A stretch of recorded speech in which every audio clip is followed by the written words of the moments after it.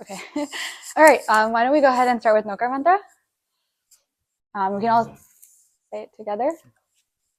Namo Arihantanam, Arihantanam, Namo Namo Siddhanam, Siddhanam, Namo Namo Ayariyanam, Ayariyanam, Namo Namo Upachayanam, Upachayanam, Namo Namo Loe Loe Savasahunam, Savasahunam, Eso Eso Panchanamokaru, Panchanamukaru, Sarva Sauva Pava Pavapanasano, Panasano, Mangalanam Mangalanam Cha Cha Sauvesim, Sauvesim, Paramam Havai Mangalam. Great.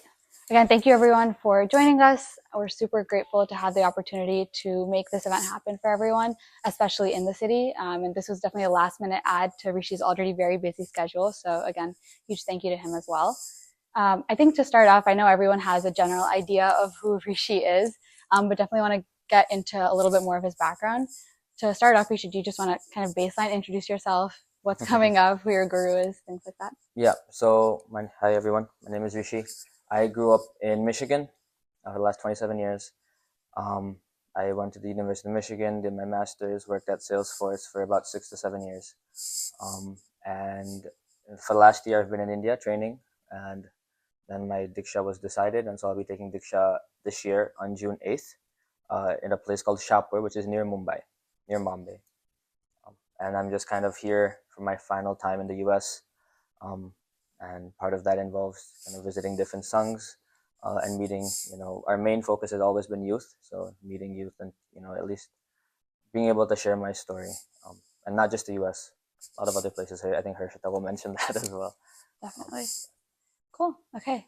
I think let's jump into it then. I think one of the main reasons that everyone has been really enticed by your story, especially Jain youth in America, is because your upbringing is something that we can really relate to.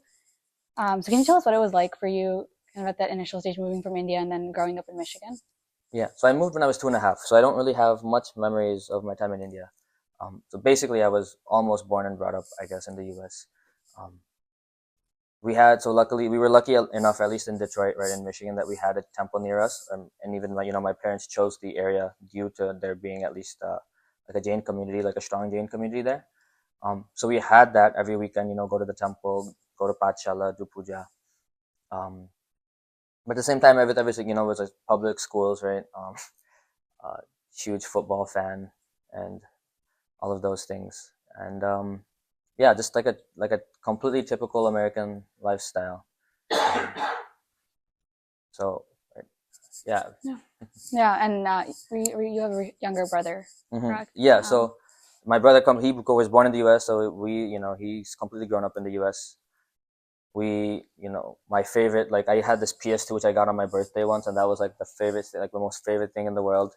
Um, I was in high school super into rap, right? So everyone like knows who Two Chains is, right? I used to like be really proud that like I knew of him before like his album. Like I was like listening to his EPs, right? Like way before he became mainstream.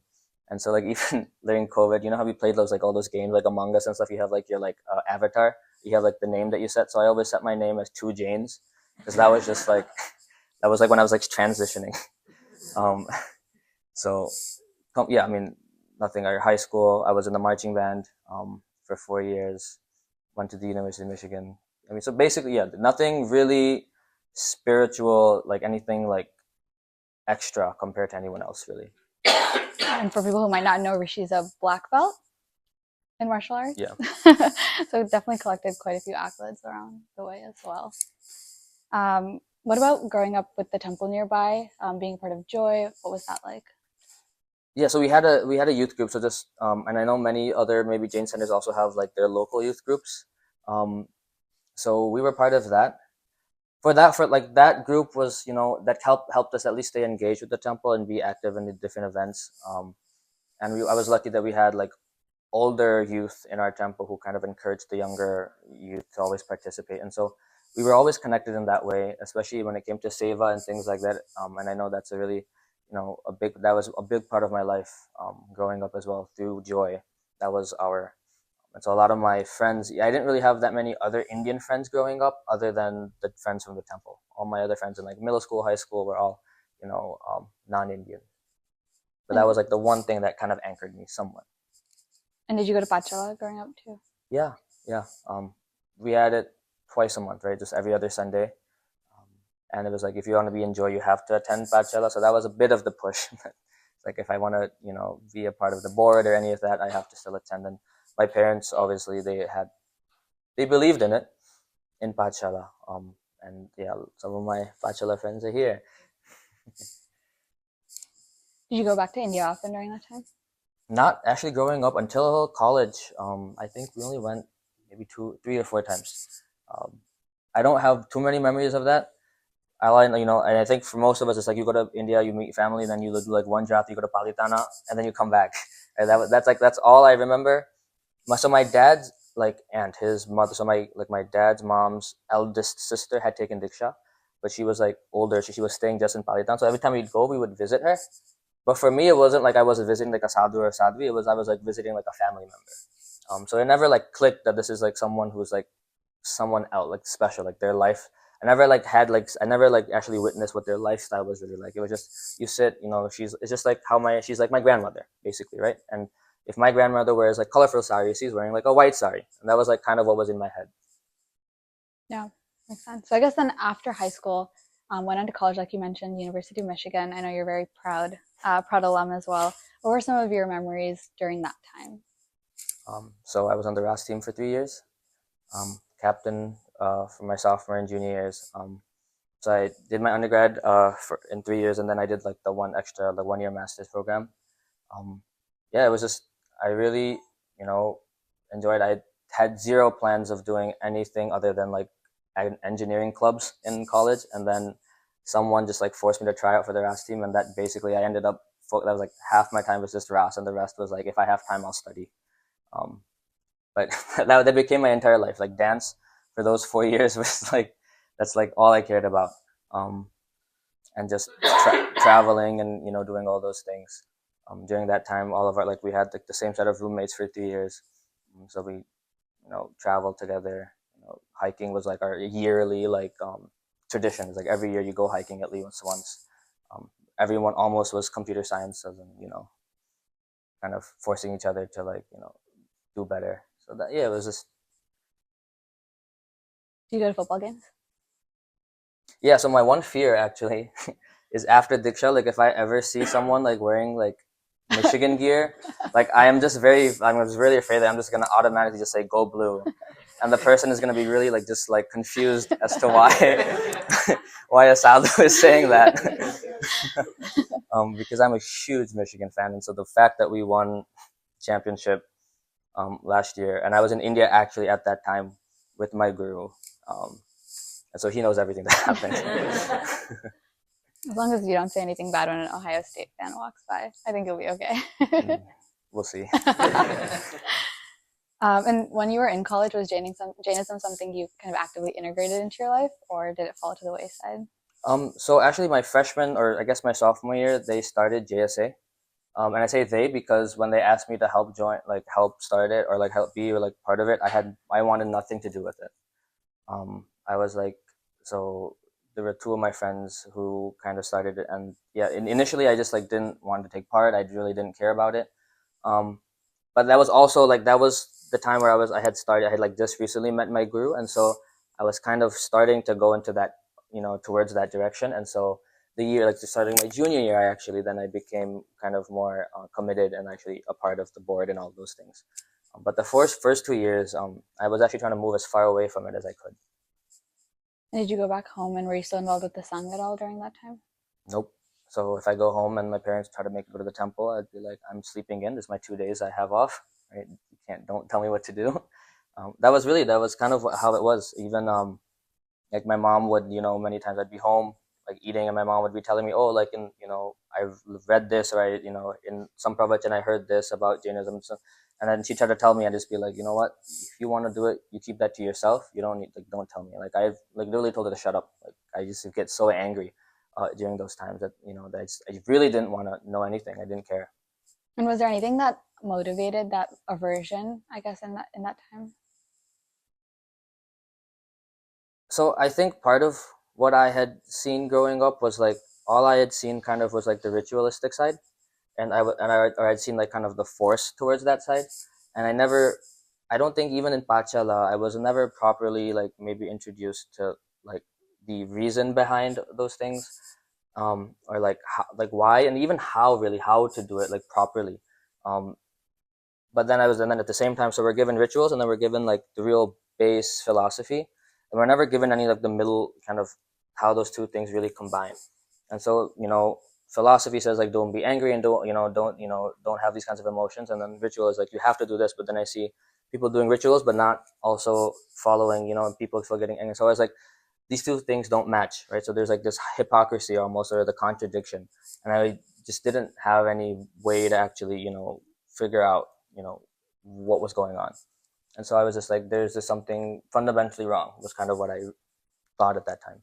Mm-hmm. And you mentioned that you met your guru kind of partway through. So do you think that junior year really was where things started climbing in a different direction? Mm-hmm. So I met my guru after my freshman year, um, and briefly I'll just say, so like I met him summer after freshman year.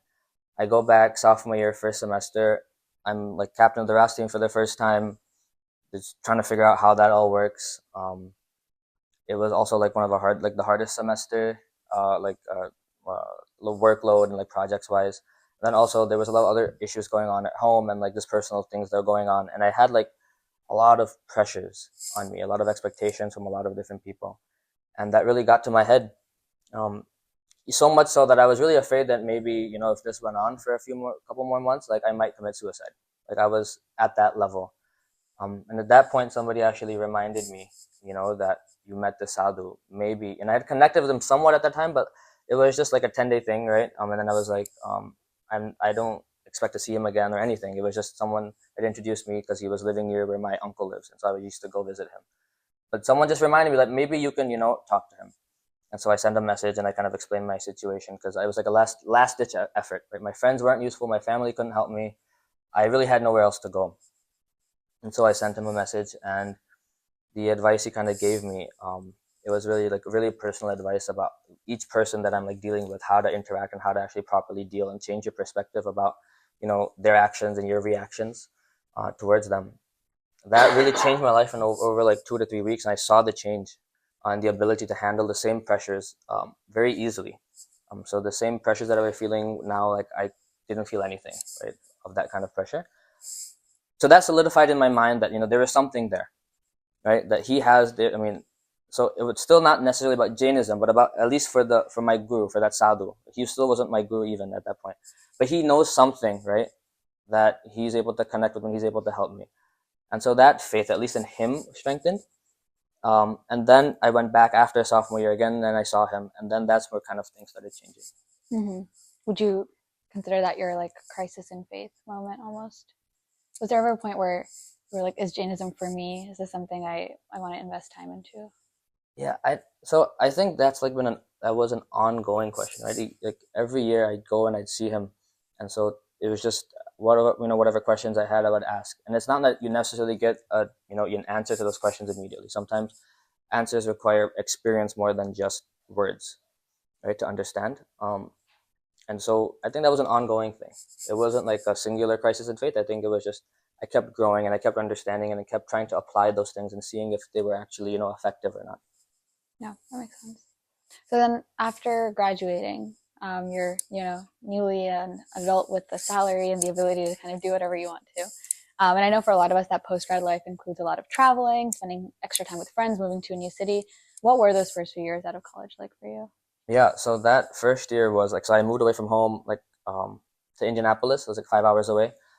So I don't remember if there was ever like a single weekend that I was like fully in Indianapolis for that first year. Like either I drive up to Chicago, or I had friends at like UIUC, or then I would just fly, to somewhere else.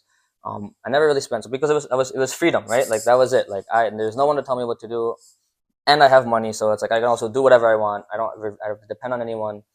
Um, and so like there was like a good 7 to 8 months where things were just like going the way that I wanted, right? The way that I kind of expected, or I kind of desired. Um, but something happened. So about 8 months in, I get into a car accident. I'm driving to work. Someone just rear ends me. Um, I'm not physically injured at all. Car is not totally damaged. 4 or 5 days in the shop and it'll be fixed. Um, Really not really a big deal if you think about it. From like a high, like from far away. But at that time, right, that means because like, it required me to like work from home for a couple of days. I have to like because insurance is like so hard to deal with. You just like have to call them every day for like a month and like. But again, it's still okay. Like, another half an hour, another hour every day of just working on these things. But because it like ruined my expectation how my day should go, how my week should go, right? How it kind of disturbed my kind of set expectations of my time. It was a small disturbance, but it caused a much larger disturbance in my mind. Right? Okay, how could this happen? Why did this happen? Right? Like, what if it didn't happen? If your thoughts kind of go into that direction, right? And then so you get frustrated, like man, if that person didn't hit me, if they were paying attention, or if these insurance people just knew how to do their jobs, like it would be. So all these things, right? You start blaming other people. So a single small disturbance caused a larger ripple effect of disturbances, um, not necessarily physically, but really mentally and emotionally. And at that point, I mean, I think many people might have read this book. I read the book called Jailer, if anyone knows, right, by Acharya Abhishek Maharaj Saheb. And in it, so theoretically, right, what he gives is amazing advice. Right, the one thing that stuck in my mind and stuck since I read that book, right, is events in your life are like sparks, right? And they come and they, that spark, comes into your mind. Now your mind has two options, right? You can either be a tanker of water or it can be a tanker of gasoline, right? So if you keep your mind a tanker of gasoline, well, that spark is going to it's going to explode, right? It's going to start a fire. If you keep your mind like a tanker of water, right, then outside external, like those events won't affect you, right? They'll just go away. So theoretically, great, right? But I had no idea how do I make my mind like water. There was no practical. I never had learned how to do that. I had never even. I don't think I had even seen people doing that. The only person who I'd seen was my guru. And before I started work, I spent like 2 months with him. Before that, and so I kind of recalled those times. Right? There's people like in Rajasthan. There's like a group of people who actually are really anti-Jain, and so they'll like shout slogans. They've known to like kill sadhus and sadhus. And so while I was in Rajasthan, I had actually seen a rally of had right across from where we were staying. So I was super disturbed at that point as well, and I'd seen my guru just basically not even move. Right, like he's reading a book. I'm sure he hears it, everything. He just doesn't care. It doesn't affect him. And I'd asked him, like, why do you not care? And but his answer was like, if it was just so like simple. He's like, if they were gonna do something, they'll do something, right? Why should I disturb my mind based on what they're doing currently, right? Right now, nothing is happening. I'm not in danger. No one's in danger. Let's let them do what they do. It was just like a simple answer. It was just about just being in the moment, right? And so that kind of stayed in my mind. And that's kind of where I was like, well, I need to still learn more. I need to actually now stay with them and kind of see like, what secret do they have, right? How can they keep their mind like water? And Yeah, I guess I'm thinking a lot about how that one car accident was kind of the trigger for all of this. I'm sure some of us have probably been in similar disruptive situations where something goes wrong. Um, I don't know, if I think back, I kind of it like messes up my days for a few, for a few weeks, and then I kind of move on. But it's interesting that it stayed rooted with you. It's something that you kept thinking about too. yeah, I mean, I think in the past I would move on, but then one thing that what stuck to my mind was like, okay, this is one instance. This is gonna continuously happen, right? Because life is always unexpected. So this is not like a one-time thing. Now my life is gonna be okay again for the rest, right? These things are gonna continuously happen, right? Do I want to keep getting disturbed, right? Get disturbed for 3 weeks, and then 6 months, okay, then another 3 weeks of disturbances. Like, is that really the kind of life that I want?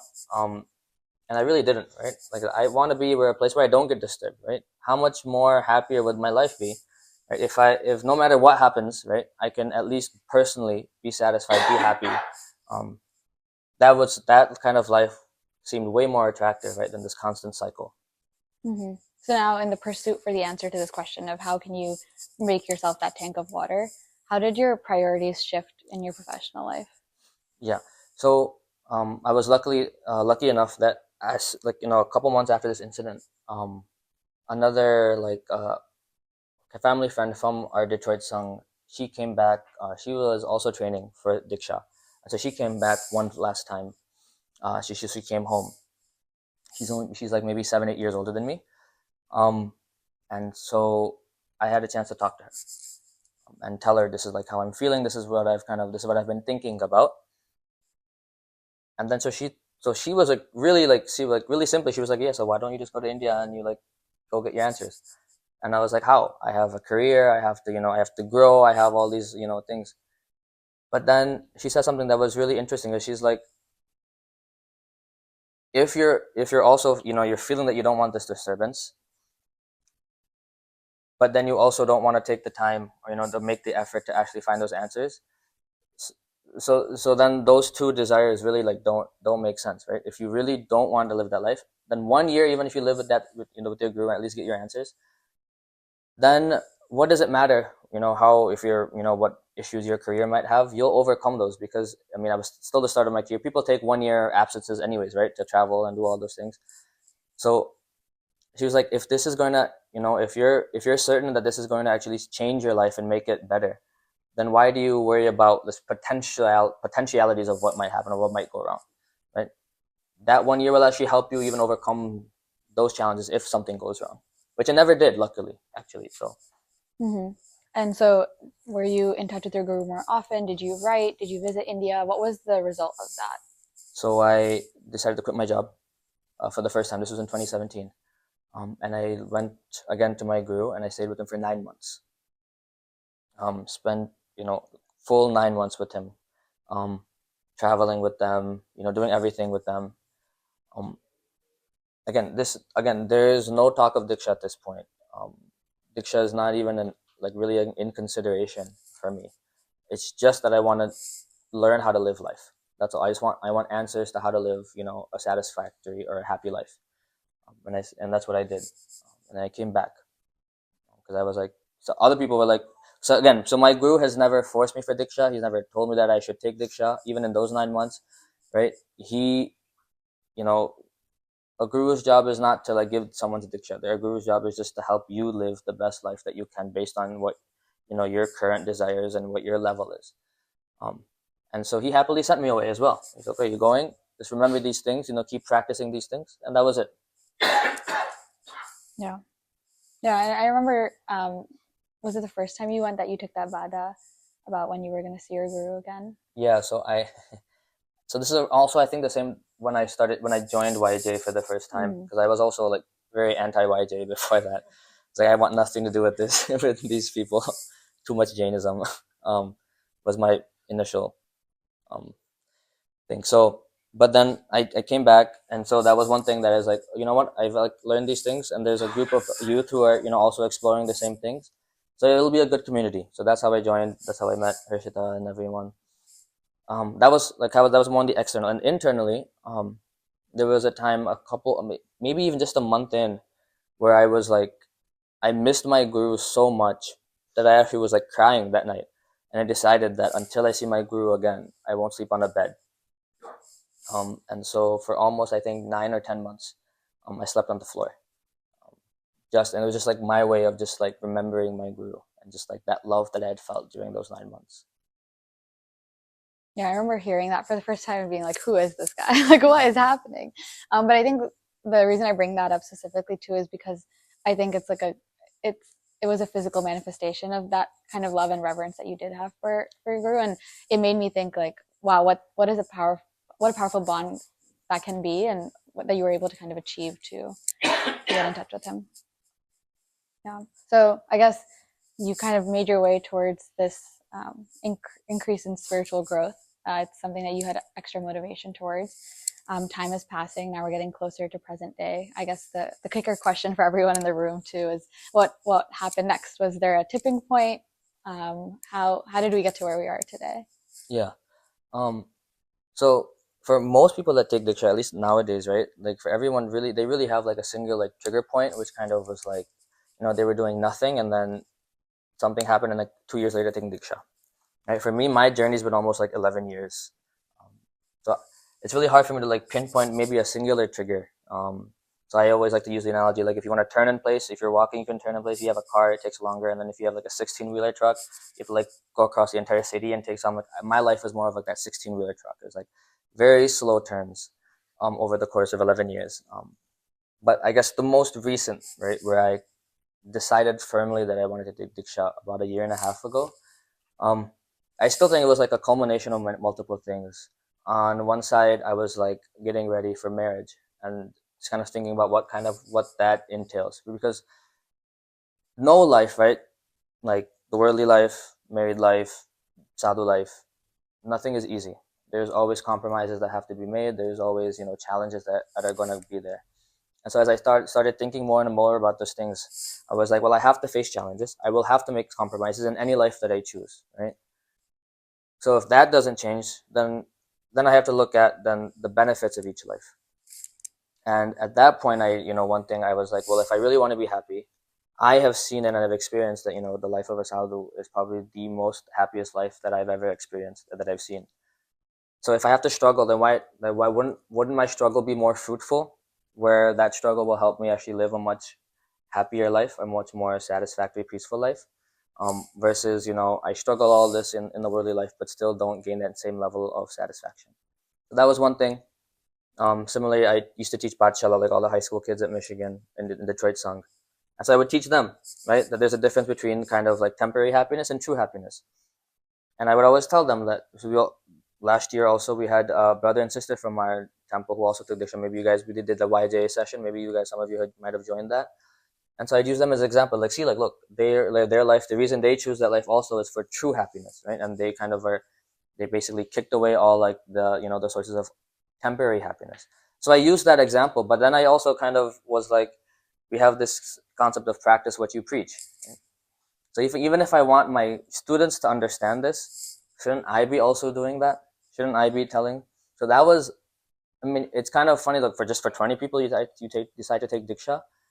But I really felt like if I do that, right, maybe it's not just 20 people, it can be 2,000, right? People who have maybe heard the concept of the difference between, true happiness and, but they might not have ever met anyone who's actually gone in that direction fully.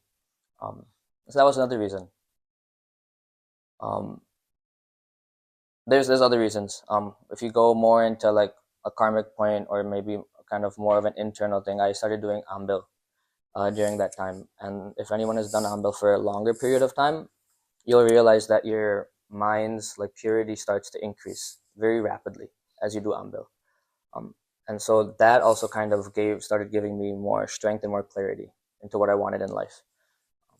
And then after that, I did almost, I think, 26, 27 ambil in a row. And near the end of that oli, is when I started getting these thoughts, and then they stabilized even after ambil. So that's kind of, so again, there's not one single trigger. It was just all these things kind of happening at the same time.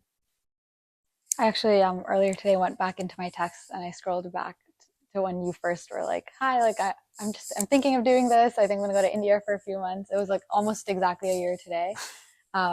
But it's wild that like all of this has happened in the time since, and I think if anything, I've just seen you gain more clarity throughout that process. But I do know it wasn't a decision you made lightly, and it was definitely something you sat on for a while. Mm-hmm. Yeah, it took me, so the initial like bhav or like the desire for Diksha happened like 2023 November. I don't talk to my guru until January when I went to India and I spoke with him and I kind of finalized this. So I spent those 2 months first just like really looking at that thought, like, is this just like a spur of the moment kind of thing where it's just like it comes and then it goes, right? Is it stable or is it kind of goes up and down? Like if other things happen, right? So many times people think, right, oh, something bad happened, so they want to take Diksha, but then the moment, the life becomes good again, or, then they kind of lose that interest. So I was checking my own life, right? When even some of those other attractions or things come my way, is my mind still, like stable on Diksha? And so I spent 2 months there. Then I talked to my guru, whatever small doubts that I had and fears that I had, he clears those. I still wait for another month and a half after that to see that now that my doubts are cleared, is my desire growing? Is it strengthening?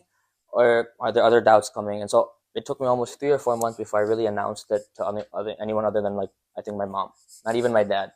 Um, so yeah, it was a very drawn out kind of decision.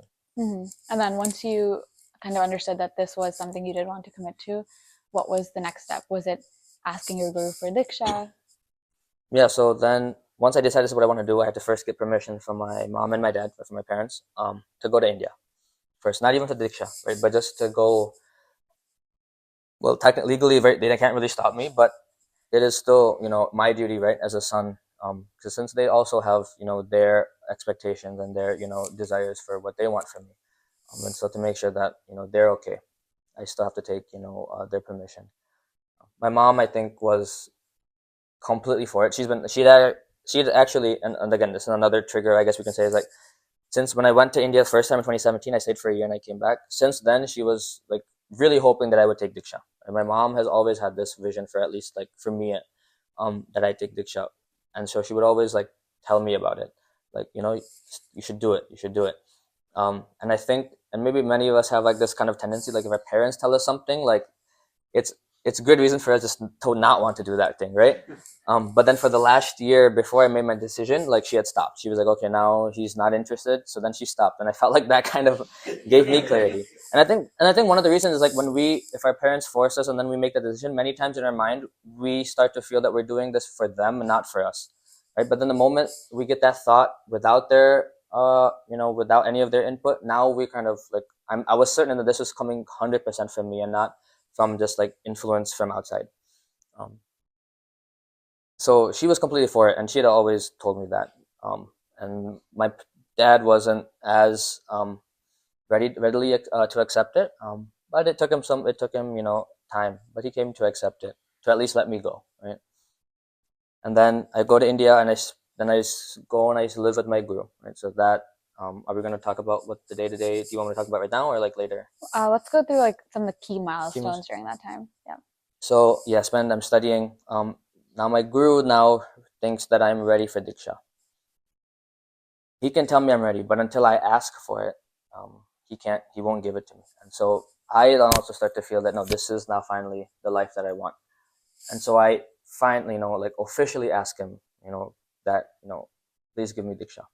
And at that point, is then when, not my guru, but whoever the elder acharya is in our group, they then find, they, whatever they do their thing to find the date for the Diksha.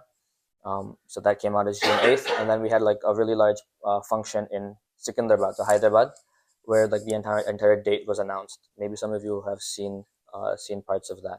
It was like a 2-day, 3-day function. So that's called the Murat.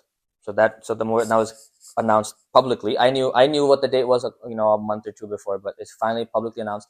After that, between your like the date, when your date is announced and the actual date of Diksha, usually there's 2 to 3 months. They don't usually keep a gap of 8 months like I had. But the reason they did that was especially for people outside of India, to plan easier. And then I started traveling, doing jatra of all the different places, especially East India like Shikarji and Pavapuri and all those things. So I'd never been there before. Girnar, doing that, spending time with family, and then traveling. So I went to we're getting to this, but I went to Australia, New Zealand, and then recently Belgium, so Antwerp, London, and now I'm kind of doing the final tour of the US. And it's not necessarily because I, have like this, I like to travel, right? I'm not doing this for me, but it's, and you can ask any people who spend time with me, it is by far the most exhausting period of my life.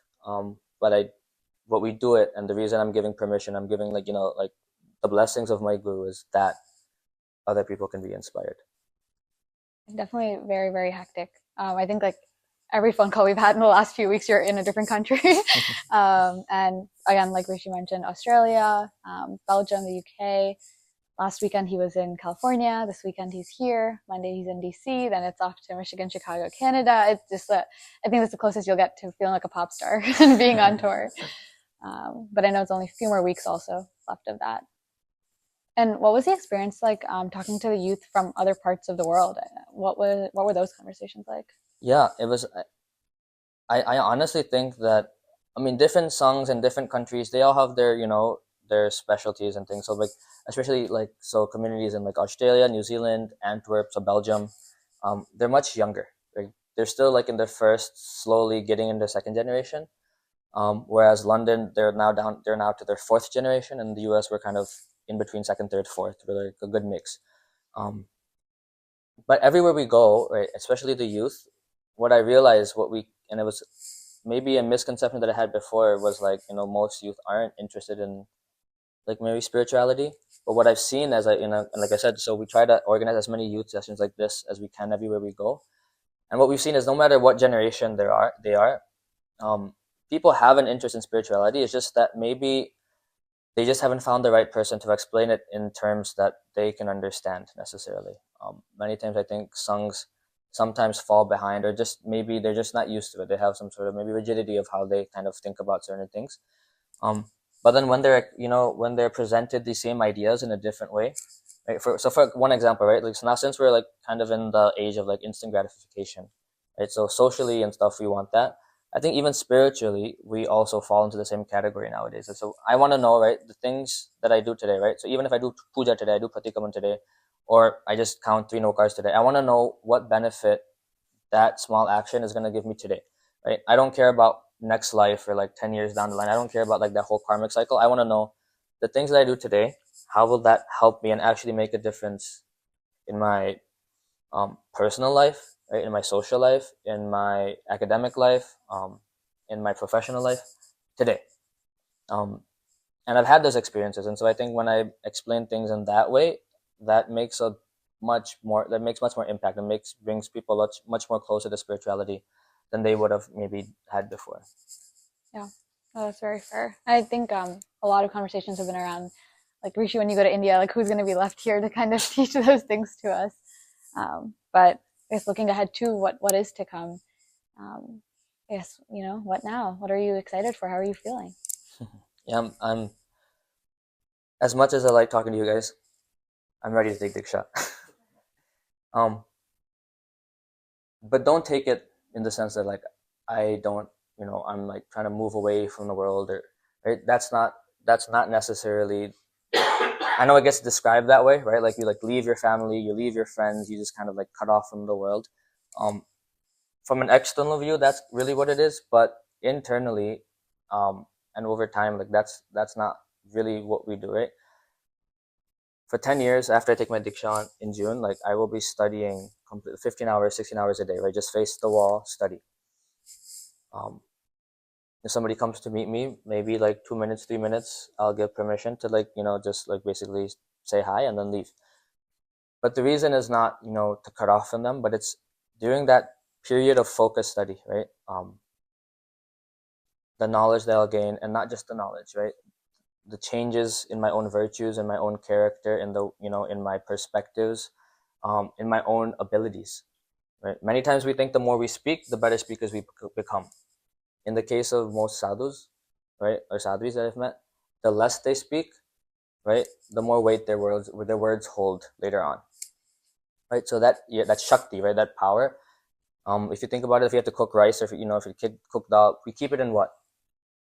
Like a sealed cooker, right? And why do we do that? Because the heat, right, it stays within, right, and it builds that pressure, right? If you kept releasing the heat, right, all that power keeps leaving, and so it takes much longer for that rice to cook. So these 10 years is me kind of like reinforcing myself, reinforcing that power over and over for 10 years, 15 years, however long it takes. And at that moment, when I'm come out, right, the level of abilities, of power, right, that I will have will be far beyond what I would have, gained if I was just like doing what I'm doing now for 15 years. And so even from that point of view, the point of cutting off from the world is not to actually, not help the world, is to actually gain those powers to help the world and then come back. Right? And then at that point, your professions will be on YouTube. If I add that, right, that sounded like that if we get inspired today, we would need to wait for 10 years to hear you again, right? That's it sounded like.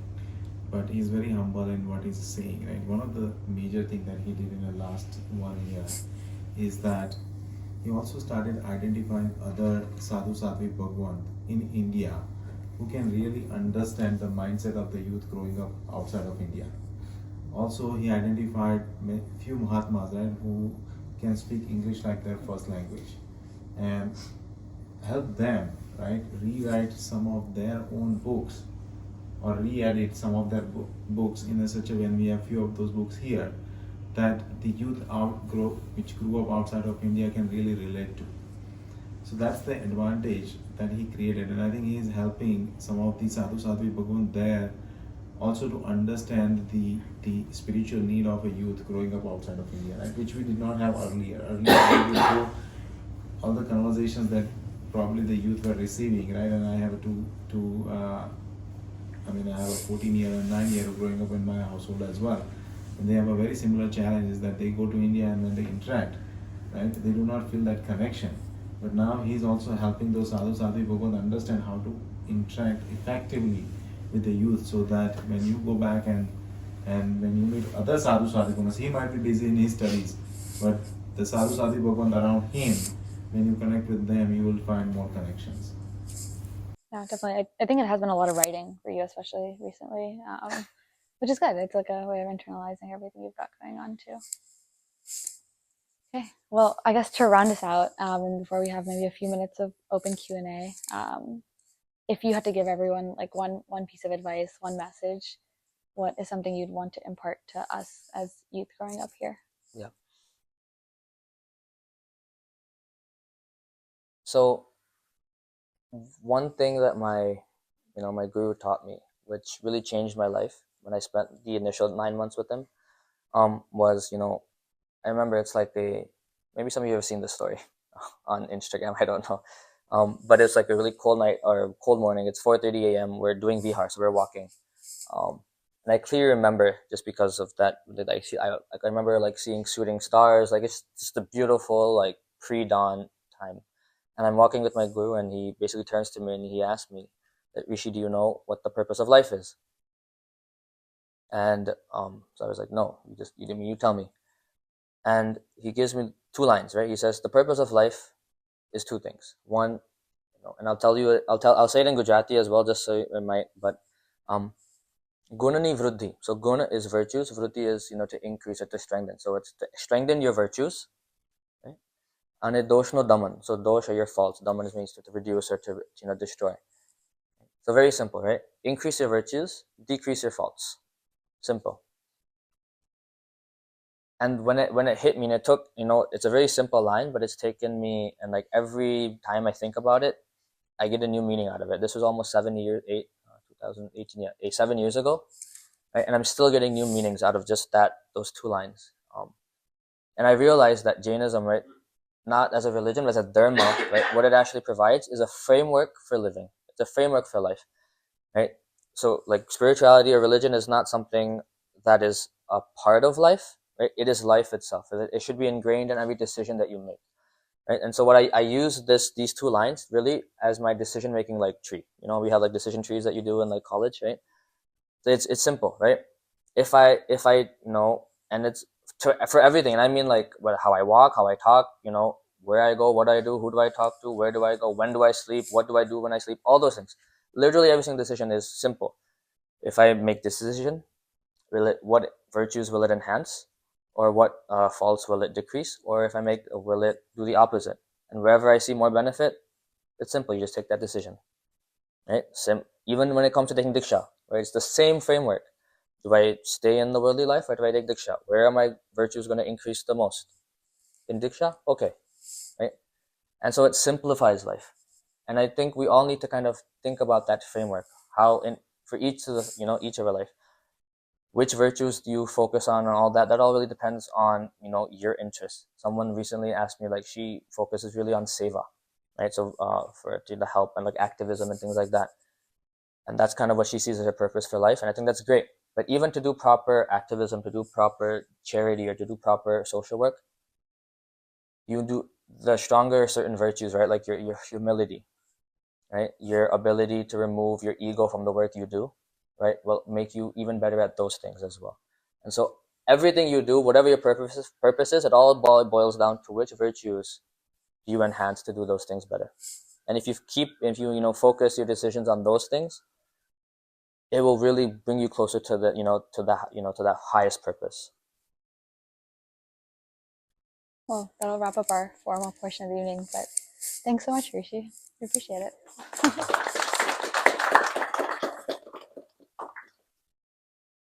Okay.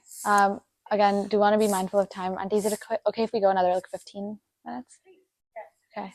I want to open up the floor to questions that people have. I know we kind of asked very specific questions to get you through the journey of what it's been so far, but does anybody have any questions they want to ask? It sounds like your guru was like, a very like important piece of your life who like kind of helped shape whatever, like everything that's come from like, to this point.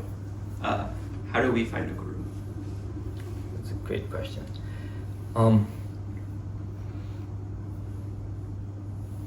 So first, maybe even let me get a little before, like, what is a guru, or who is a guru, or what maybe importance they play in your life. Obviously, he played an important part of my life. But when I think about my guru, right, I think of him as not just like a mentor, as a teacher, but also as my mother, my father, my sibling, right, my friend. Literally every relationship that I've had, he fills each of those needs completely, and I've connected to him so in a way that I know any decision he makes for me, right, will be right for me. And I've had countless examples. So it's not like I'm just like someone told me that and I'm just believing it, but when he's told me to do certain things, but like I said, that first time when I spoke to him and I needed advice, right, and how accurate it wasn't just like a fluke. That was like a one-time thing. Every time after that, if I've listened to him and I've done what he's told me, I've always benefited. And if I've kind of used my own mind and or I've kind of been adamant about what I wanted to do, I've always it's always gone wrong in some way or the other. And so that connection that he has with me, right, it's deeper than just kind of, because a background about my guru, I don't think we yet. So he was not born into a Jain family. He didn't even pass 6th grade. By the time he was 9 years old, he was basically, to make money for his family, he started doing manual labor. He took Diksha when he was like 21, 22. He doesn't know English, no other form of. So basically, me and him, in all ways, are just completely different people, right? And yet he could connect to me, right? Even never having seen the West or the culture of the West could still help me deal with the problems here. And so that connection is much deeper than kind of what we see on the level, on the surface. And so when it comes to finding a guru, I think we have to really make that effort. I was lucky that the first sadhu that I ever met ended up being my guru, but that's not the case for everyone. But we do have to make that effort when you go to India, right? Take advice from somebody, right? You ask me or ask someone else in your family maybe who has a guru, and you start somewhere. See how much, where, if you get that connection. And the way you can test that connection is, are you able to empty yourself completely in front of them? Right, so I can air all my dirty laundry. Like all like the dirtiest things, secrets that I have, are completely open to him, right? Because there's no judgment there. There's zero. It changes his view of me, 0%, right? It doesn't matter. And it's not just me, right? Anybody. If a murderer comes in front of him, or a saint comes from it, they're all equal to him, right? So even the dirtiest things that I could have done, even for him, doesn't matter. And I've experienced. I was able to completely open myself up to him. So if you can feel that, right, try that with one person, right, with one guru, one sadhu, or one sadhvi. And if you feel like you don't feel that connection, then you go to the next one, right? It takes time. Obviously, we don't always have that time living here, going back to India and stuff. But we should always try to make that effort as much as possible. Because I guess like the way that that my friend told me, she's like, if you're at least that this is going to help change your life for the better, then why should you stop yourself from making, putting in that effort? Does that make sense? Rishi, I would like to ask a follow-up question on that one about guru. You mentioned that the purpose of the life is to increase the virtues and decrease your faults. Most likely, gurus will be also in that journey, that they will be still working on some of their faults. So, I believe that it is almost impossible to find a perfect guru, right, who has overcome all their faults, right? This is like Prabhu. So we are not going to find, at least in this era, we are not going to find a guru like a Prabhu. So how do we decide that up to which faults right? It is okay. But if you see these other faults, it's not okay to have this person as a guru, because there are a ton of options to have people as a guru, right? There are a lot of spirituality, a lot of beliefs, a lot of panth. So how do we approach this challenge? So, it's and that's very right, right? The reason I'm taking Diksha, right? And so if ever you ever feel right in the way I talk is that I feel that I am somewhat more attained or somewhat more pure than any of you, right? That's your cue to get up and leave, right? Because it is not that I am taking Diksha because I'm somewhat higher, attained spirituality. Is that I've just made that my final goal, right? Even for sadhus, right? It's not that they're necessarily better than us or in any way. It's that they've realized where their faults are and they've made the conscious decision to surrender their entire life towards making themselves better, and that's right, and that's their goal. And so even for a guru, right? If a guru, or a sadhu or sadhu or somebody like that, thinks, right, that they've attained some level, right, then that's a good clue that they're not a guru, right? If they claim to have achieved, someone asked me, it's like, oh, when do you reach, we say like, samyak darshan, chahitya samyak gnan, right? Somebody asked me like, when do you achieve that? When, like, how many years will it take to achieve that? And I was like, it'll take my entire life, because the moment I think I've achieved this, it's certain that I have not achieved it, right? The moment that if I do feel that, and so they have to dedicate their entire lives. That means they have to have removed themselves completely, from the worldly interactions, at least when it comes to like the 5 Mahavrats, how they interact with with other Shravas and Shravikas, right? And that's the reason for 15 years, right? Or 10 years, even I can't interact because mentally I have to like learn to distance myself, right? So if you go to an acharya, you might think that they're really focused on you and they're talking to you. If you go to them the next day, it's very likely and it's very common that they'll just forget that they even talked to you the day before, even if you sat with them for 2 hours, because even though on the surface it seems like they're paying attention, they're giving you all your answers, internally their focus is completely inside, and so their subconscious has nothing to do with the outside world. And so those are the kinds of attained souls that we would make a guru. Someone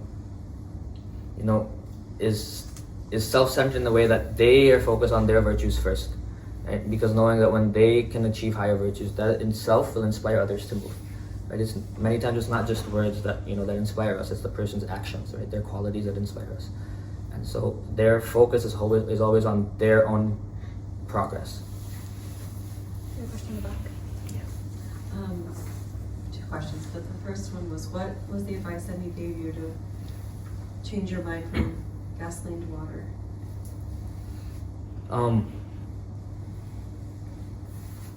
The way, so again, the one thing he told me when I asked him, right, because I always noticed that even like I've seen people like come and for no reason just like berate him or like get mad at him, because I mean people are crazy anywhere you go, and then he's always calm, nothing bothers him. And so I'd always ask him, right, like how, and then other people who people who are like don't like him, within a week or 2 they become like his biggest fans. Like I've seen this like hundreds of times. And so when I ask him, he gives me a really simple answer. Again, it'll be in Gujarati, I'll translate, but the simple answer was apre sara to badha sara, meaning if I'm good, everyone is good. Meaning that it's not just I have to work on myself, I have to see where those faults, I have to be really, really focused on where am I, what are my Diksha, right? We talk about anger, greed, ego. Where, what are my levels of those, and work on those, right? So if I start improving myself, then I also start to see other people, right, as just other fellow travelers on that same path, right? So how can I get mad at someone, right? How can I think of myself as better at someone if they're really on the same path as me? If I just see, if they're just like me, how can I, expect something from someone, right, where I myself, am not, even following my own expectations? So the more that I look inside, someone said a really, good line is, the more you connect with yourself, the better you can connect with the world, right? We try to connect with the world without ever connecting with ourselves, and that's what causes us, those problems, those relationship issues. The more you connect with yourself, the more you connect with others, and that's kind of what the gist of what he told me, and that really helped calm myself and change my perspective in those interactions or in those situations. Your second question? Yeah. The other question was I also I got back from India, and I think I also grappled with what you said at the beginning, where I have people in my life that are very devout Jains in the ways that they practice those rituals and they do all the pujas, but then I see them acting in a completely different way. And I think that's what's been so hard, and I felt really disconnected with Jainism for the past couple of years in my life because it felt very hypocritical. How did you come to terms with that? Just like knowing that maybe there's people out there that no matter what, if they're thinking that this is the right way they're doing it, let them do it, but it shouldn't affect you and the way that you view Jainism. Yeah, so and that's a really good point. So what I realized is I can either look at the people who are falling in this point of hypocrisy and then make my opinion of Jainism, or I can look at people who are actually acting according to the tenets and then make my opinion of Jainism, right? I have two options.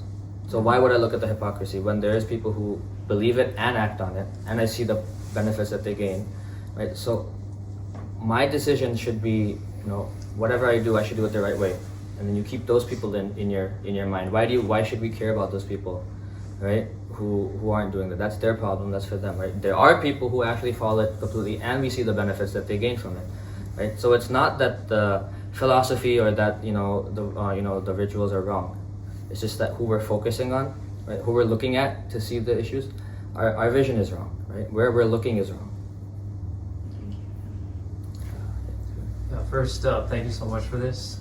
My question is, I imagine through this whole process and journey towards Diksha, you've had to grapple with, reducing attachment to the world, reducing attachment to your relationships and like possessions and all that you've ever known.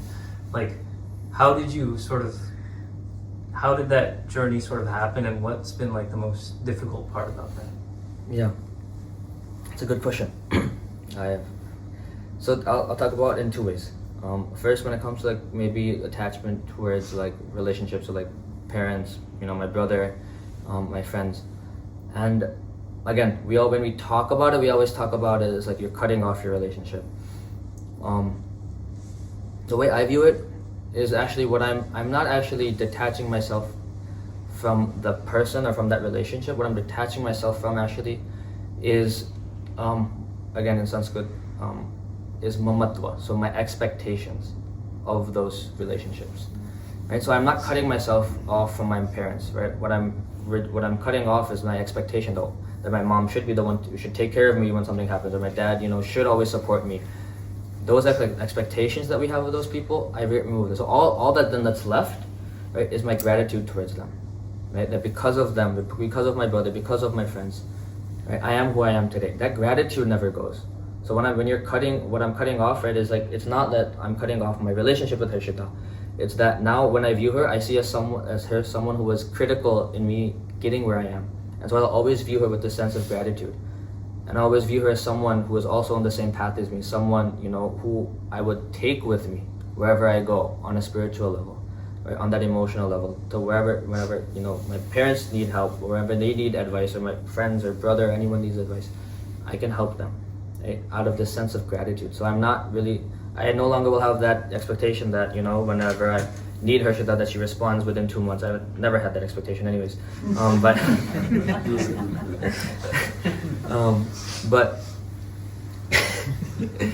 But those, right, the expectations that, that she should always support me, she should always be there when when I need her, that she should, always be happy for me because I achieved something, or all those expectations, I remove that. Right, so any interaction I have with her will always be one of gratitude, will be one of just pure joy. And I think that's that's one way. And the other thing, when it comes to especially material things or like lifestyle and how do I let go,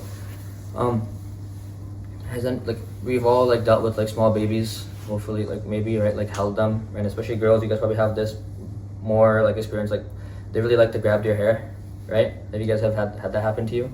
So how do you get them to let go of your hair? Like a small, really young baby just like holds on, is like pulling on it. You give it to them more kind of. One like, by one. I don't know. You like just let them hold your hair so it doesn't pull you at least. I don't know. What you want them to let go? So what would you do? Distract them with something else. Right. So you would like usually people will like give them like show like, oh, it's a candy or like or keys or and so what happens, right? So in the baby's mind, is it actually letting go of your hair, or what it's doing is just grabbing onto something that it likes better, right? So what we're thinking of me leaving, right? My attachments behind, or like letting go of my attachment, is not in my mind. I'm not letting go. They're just getting let go. In my mind, my focus is on grabbing that which I like better, right? So all these things automatically are let go. Does that make sense? Yeah. I think I asked like a very similar question, and I was like, "How do you feel like it's like the end of this life?" And he's like, "Yeah, but it's the start of the rest of my life." Like it's like the reframing, I think, of that same moment was something that stuck with me. Yeah, I have a related question, I guess. So, you had mentioned, I really like how you framed or like resonated with me a lot that you were thinking about Diksha as like you really want to focus on kind of one thing or like one goal, and it is their mechanism by which you can achieve that focus. How do you think about like you also mentioned some other people who like have different focuses in life. So how would you articulate what your focus is, and like therefore you came to the conclusion that this is the way to achieve that focus as opposed to like other ones that you might have considered? Yeah. So again, my focus was really just what my guru told me: increase your virtues, decrease your faults. And what I realized, right, over time, as he said that, is that happiness comes from virtues, right? What are the virtues? Yeah, and I was about to get to that. Very good. No, that's good. Perfect. Right? So I'll give you an example, right? Who, is more satisfied, or who is, happier? Someone who always gets excited, when different, things happen, so they, up and down, or someone who, kind of has a level reaction, or is level-headed in whichever situation happens. Who's probably happier? Level-headed one. Mm-hmm. That the virtue is samta. Mm-hmm. Who is happier? Someone who sees everyone as their own, as their family, right? As their, as one, as similar, like on the same path, or the person who always compares themselves to others or thinks of themselves as lesser, others, that has complexes when compared to others. Maitri. That's the virtue. Right? Who's happier? Someone who sees another person and instantly sees their good qualities and focuses on those qualities, or a person who sees someone's bad qualities. Good quality. That's the quality. That's the virtue of. It's a long word, but gundrahi drashti. Basically, taking seeing the virtues in others. So virtues, right? The stronger our virtues, right? And there's a lot more virtues. So we might think, is intelligence a virtue? Let's just say that, right? So is it always true that the person who's very intelligent versus someone who's not as intelligent is happier? No. So is intelligence a virtue? No. Because if that was the case, my guru would not be as happy as I was when I met him, right? Because when it comes to like in that kind of level of intelligence, right? So those things which are guaranteed, right? Those qualities that guarantee happiness are what we call virtues. Right? And so as soon as I came to realize that fact, my only goal in this life has been whatever virtues I have, strengthen them. Because that'll give me happiness. Everybody in this world wants happiness. Right? The purpose that they set it even because they think that if I achieve this purpose, I'll achieve happiness. And the goal is still happiness. Right? However, whatever path you set for yourself. And so for me, I don't really have any other purpose, right? That's all I want. I want happiness, and I know happiness comes from virtues, so I want virtues. For others, right, you might have more maybe specific kind of things. Like I said, somebody has like this thing where her purpose is like activism. Her purpose is seva. Somebody has like their purpose is like helping people live better lives. Whatever it is, right? Whatever that is, at the root of all those things is still you have to think about, this is my purpose. What virtues will get me there? And when you work on those virtues, those specific virtues will increase. All the other virtues kind of will increase at the same time, right? Because they're all related in some way. And that's where I think that spirituality really plays that role. Does that answer your question? Yeah, I have some follow-ups, but we'll find some time. Parker? In the absence of a guru, or if you don't have access to a guru, what are some ways you've been able to grow spiritually, or what are some ways that others can grow spiritually? So I always try to make sure that in the absence of a guru, I still try to find those people who embody those virtues that I want, right? At least to some higher degree than me, right? And I learn from them. See, what do they do? What did they do to get where they are, right? And you hold their hand, right? And you basically say, take me with you on your journey, help me. And then you might outgrow them, or you might then, but see, the one thing we should always do is work on just, we don't want to stay stagnant, right? In the absence of a guru, if you think, well, there's no guru, I don't do anything. Life should never be stagnant. Always work, always take even a small inch forward, but always do it. So find that person or find those people, and see what are those virtues that person could have 100 terrible virtues or terrible qualities, but in a specific virtue they're still better. Focus on that virtue and see, where does that come from, how are they attaining it, and work on that. Ignore, the bad things. You want somebody else, see their virtues, take those virtues, go from there. Right? So you can make everyone your minor guru in that sense, right? In the focus of just that one specific thing that you want to work on.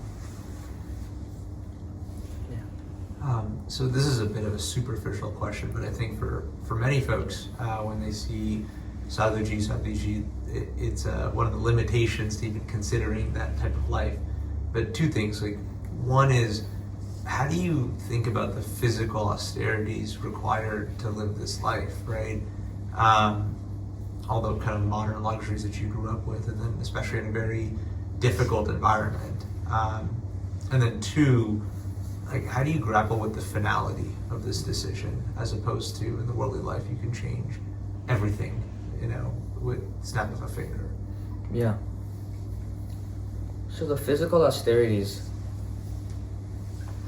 I think after living that, at least partially that life for almost 2 years overall, is that when you're actually focused within, when you're going within, the physical austerities really, they don't feel like austerities. It's just your mind, because it's so happy, right? Now you don't care what's happening in the body, right? It could be, I've done vihar, we've walked when it was 48 degrees Celsius, it was 100, 105, 110. But that life is so much fun. It's so peaceful that heat just doesn't matter, right? I only eat once. I used to, when I was training, you only eat once a day, right? You just don't feel hungry. Even if maybe I got sick for 10 days, I had a fever, 105, 100, fever for 5 days, 10 days straight. Still, it's just that life is just so peaceful, so stress-free, that all this physical, that becomes just it's like a piece of cake. Right? And it's hard to explain until you've actually lived it, right? Because from the outside, you will kind of just see that, and that'll be the thing that turns you away. But even if you get a taste of a little of it, right? If you just kind of make a little bit of effort and try to ignore those things and actually, try to live that life, all those things become secondary. So that's one thing, the first question. And then the second question was the finality, right? So the way I view it, right, is there's the finality of taking this decision. Life itself has a finality.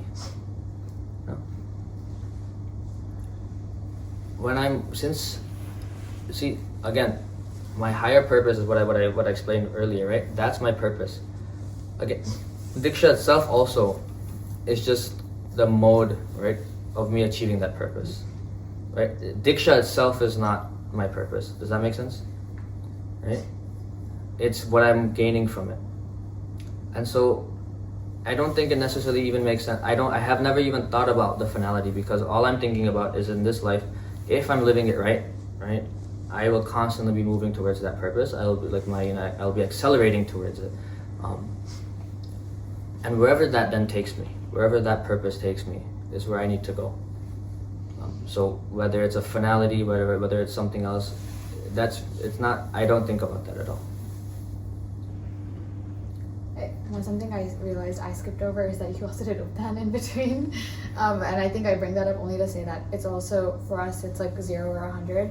But I think the process in between, there's trial periods. And you don't go from living this life to living that one. You go for a day or half a day, and then 3 days, and then a week. And they are very,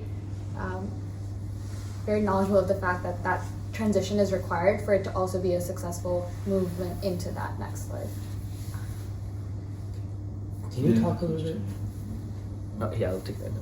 Can you talk a little bit more about that 9 months period? So I think you talked about that whole car accident as sort of like the trigger point, even though you had that several years behind that. But as individuals who understand, as someone who understands that, you know, this is the path, on the right path, but doesn't have the ability to go on that path, I guess, what did your guru share with you for those 9 months on how to live life here without taking Diksha that, you know, helped you come to senses or come to terms with your disturbance that was going on? Yeah, I mean, I'll go back to it was just that purpose, right? Every decision that I make is like along those lines, right? Taking Diksha also requires a little bit of courage. I didn't have that courage, so I kind of removed that possibility, but then even in the possibilities that I still had open to me, I'm still making those decisions. What do I do? Right? Should I do Chovya? Should I do Pratikaman? Should I not do this? Should I, all those decisions were still there. And so that really was what I learned, right? How to make decisions in my life, right? How to keep a framework for life, you know, that I go to, a universal framework. That was it. Right? Everything else that I learned, maybe like suttas, whatever, all of those things kind of help inform my decisions. But they don't necessarily, but they were not like the final thing that I learned. Like it was really how to make decisions that I learned. Tree? Yes. So for the advice that you gave, I know you said to increase your virtues and decrease your faults. For the second part of that, what have you done, or like has there been anything that you specifically reflected on, or any like internal monologue or dialogue that you had to identify just like your faults, or identify, you know, like how you're interacting with people around you, and how have you kind of, I guess, figured out a way to like decrease that or actively not do that in the future? And I know like Samayek and Pratikaman probably helps a lot with that, but is there anything else, like any specific questions that you try to ask yourself to really get yourself to think about, like, how do I fix this? Yeah. So the first thing that I do, right, is usually you start to think about, you know, yourself when things go wrong, right? When things are going right, you kind of forget about yourself, and even small things, right? Something happened, I got mad. So the reason that Samayik or Pratikaman is effective is because it forces you to actually think on those things, right? But regardless of whether you do those things, right? Something goes wrong, immediately you reflect what was my thought process at the time. What was the reason that caused me to react in that way? Now, right? Okay, now you know why that happened, but then how do you know what to do again so that it doesn't happen?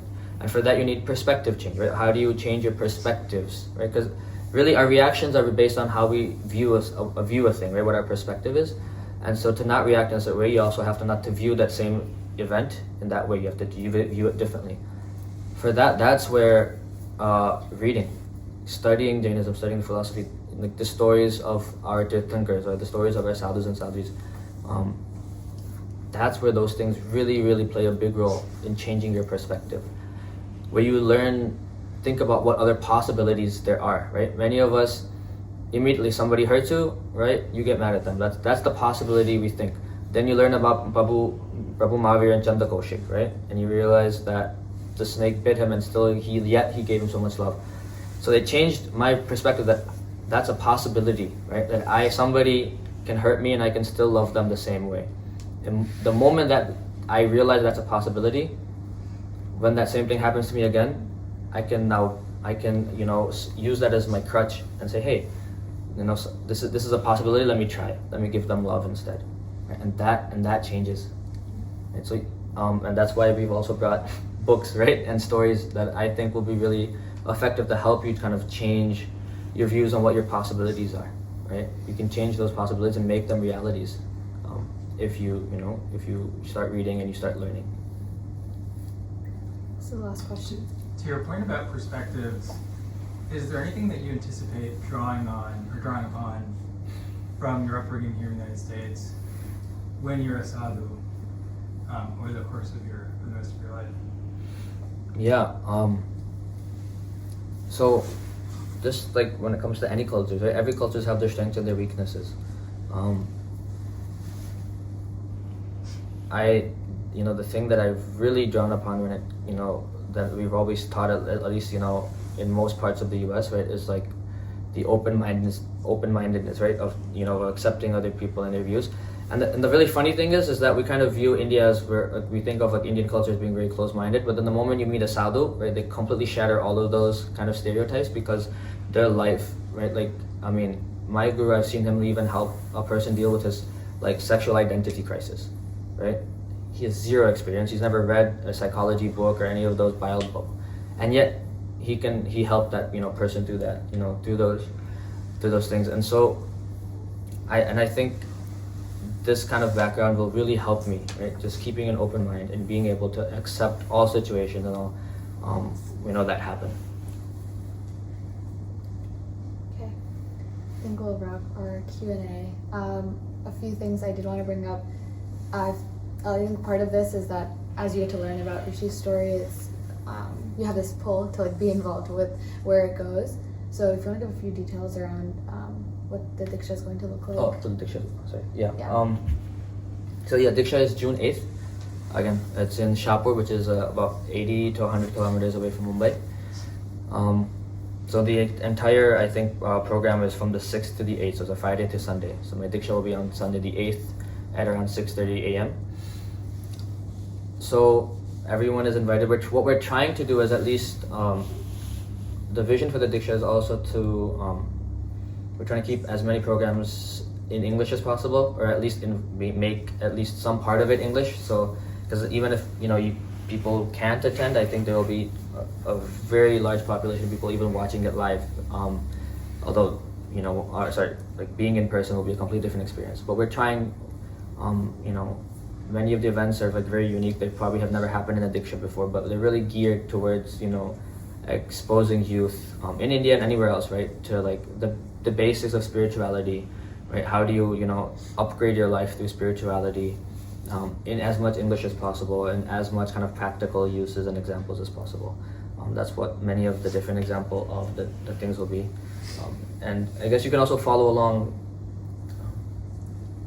So there are two parts, right, that we are doing. So right now we have a couple of social media handlers. So we have Rishi to Maharishi on Instagram, we have Rishi to Maharishi on YouTube, we have Rishi's WhatsApp group as well, but he told me that is only for you, or mid-age folks, younger folks won't use it.